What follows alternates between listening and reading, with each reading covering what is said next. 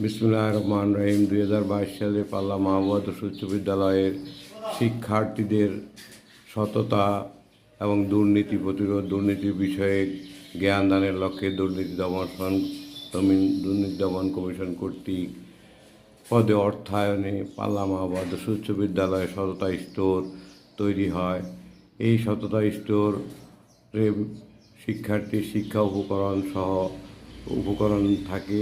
শিক্ষার্থীরা তাদের নিজের প্রয়োজনীয় উপকরণ এখান থেকে সংগ্রহ করে এবং নির্ধারিত মূল্য প্রদান করে তার উপকরণটি সে ক্রয় করে নেয়। এখানে কোনো বিক্রেতা থাকে না, শুধুমাত্র দ্রব্যের বা উপকরণের নির্ধারিত মূল্য থাকে। শিক্ষার্থীরা সেই মূল্য দিয়ে তার উপকরণটি ক্রয় করে নেয়। এতে করে শিক্ষার্থীর মধ্যে সততা সৃষ্টি হয় এবং সততা সম্পর্কে তার জ্ঞান লাভ করে। ধন্যবাদ সকল।